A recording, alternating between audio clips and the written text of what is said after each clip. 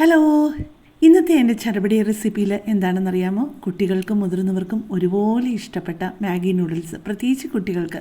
പക്ഷേ അത് ആ പാക്കറ്റ് കിട്ടുന്നത് പോലെ തന്നെയല്ല. അതിൻ്റെ കൂടെ കുറച്ച് വെജിറ്റബിൾസും ഒക്കെ ആഡ് ചെയ്ത്, പീസ് ആഡ് ചെയ്ത് എൻ്റേതായ ഒരു രീതിയിലാണ് ഞാനിത് ചെയ്യുന്നത്.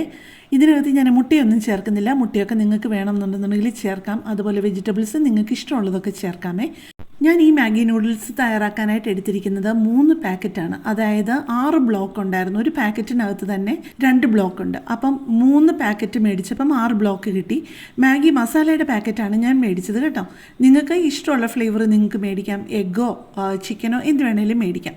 കുറച്ച് വലിയൊരു പാത്രത്തിൽ ഞാനൊരു 4-5 ലിറ്റർ വെള്ളം തിളപ്പിച്ചിട്ട് ആവശ്യത്തിന് കുക്ക് ചെയ്തെടുത്തിട്ടുണ്ട് നമ്മളുടെ മാഗി നൂഡിൽസ്.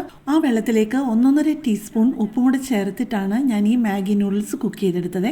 അതിൽ കൂടുതൽ നിങ്ങൾ ഉപ്പ് ചേർക്കരുത് കേട്ടോ. ഇപ്പം ഞാൻ ഒഴിച്ചു കൊടുത്തത് 3 ടേബിൾ സ്പൂൺ സൺഫ്ലവർ ഓയിലാണ്. അതിലോട്ട് ഒരു 3 മീഡിയം സവോള ചെറിയ ക്യൂബ്സ് ആയിട്ട് ഞാൻ അരിഞ്ഞിട്ടിട്ടുണ്ട്. അത് ചെറുതായിട്ടൊന്ന് വഴന്ന് വരുമ്പോഴത്തേക്കും, ഒരു 1/4 ഭാഗം വഴന്ന് കഴിയുമ്പോഴേക്കും അതിനകത്തോട്ട് ഞാൻ ഇട്ട് കൊടുത്തത് ഒരു 3 മീഡിയം വലുപ്പത്തിലുള്ള ക്യാരറ്റാണ് കേട്ടോ. നിങ്ങൾക്ക് ഇതിൻ്റെ കൂട്ടത്തിൽ കോണോ മഷ്റൂമോ നിങ്ങൾക്ക് ഇഷ്ടമുള്ള വെജിറ്റബിൾസ് ചേർക്കാം. കോളിഫ്ലവർ വേണമെങ്കിൽ ചേർക്കാം, പൊട്ടാറ്റോ ചേർക്കാം. ഉള്ളിയുടെ കൂടെ ഉള്ളി വഴറ്റാൻ ആവശ്യമായിട്ടുള്ള കുറച്ച് ഉപ്പും ഇട്ട് കൊടുത്തിട്ടുണ്ട്. എന്നിട്ട് ക്യാരറ്റും കൂടി ഇട്ട് എല്ലാം കൂടെ നന്നായിട്ടൊന്ന് ഇളക്കി യോജിപ്പിച്ചിട്ട് നടുക്കോട്ടൊന്ന് കൂട്ടി വെച്ചിട്ട് 2-3 പ്രാവശ്യം അങ്ങനെ മൂടി വെച്ച് വേവിക്കുമ്പോഴത്തേക്കും നമ്മുടെ ക്യാരറ്റ് കറക്റ്റ് ആ ഒരു വേവായിരിക്കും. അത് കഴിഞ്ഞിട്ട് ഞാനൊരു 1.5 ക്യാപ്സിക്കവും അതിനകത്തെ കുരുവെല്ലാം കളഞ്ഞിട്ട്, പിന്നെ 2 വലിയ തക്കാളിയുടെയും അകത്തെ കുരുവെല്ലാം കളഞ്ഞ് അതിൻ്റെ ആ തോട് മാത്രമായിട്ട് കൊച്ചായിട്ട് ക്യൂബ്സായിട്ട് അരിഞ്ഞിട്ട് ഒന്ന് വഴറ്റണം. ഒരുപാട് അങ്ങ് വഴന്ന് കുഴഞ്ഞു പോകരുത് കേട്ടോ. അത് കഴിയുമ്പോഴത്തേക്ക് നിങ്ങൾക്ക് ഓരോ മാഗിയുടെയും കൂട്ടത്തിൽ മസാല കിട്ടുമല്ലോ. അങ്ങനെ ആ 6 പാക്കറ്റ് മാഗി മസാലയുടെ ആ ഒരു സാഷയും അതിൻ്റെ കൂടെ പൊട്ടിച്ചിട്ടിട്ട് ഒരു ചിക്കൻ്റെ ക്യൂബും കൂടെ, മാഗിയുടെ ഒരു ചിക്കൻ ക്യൂബ് കൂടെ അതിനകത്തൊട്ടിട്ടുണ്ട്. ഇതെല്ലാം കൊണ്ട് ഇളക്കി ആ ചൂട് അങ്ങോട്ട് തട്ടുമ്പോഴത്തേക്ക് ഇതെല്ലാം കൂടെ നന്നായിട്ട് ആ പീസസിലൊക്കെ അങ്ങോട്ട് പിടിക്കും.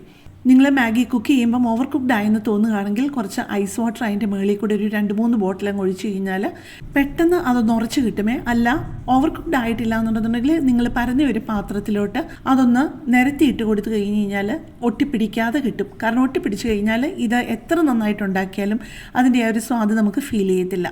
അപ്പോൾ നിങ്ങൾ ഏറ്റവും ശ്രദ്ധിക്കേണ്ടത് ആ നൂഡിൽസ് കറക്റ്റ് പാകത്തിന് കുക്ക് ചെയ്തെടുക്കുക എന്നുള്ളതാണ്.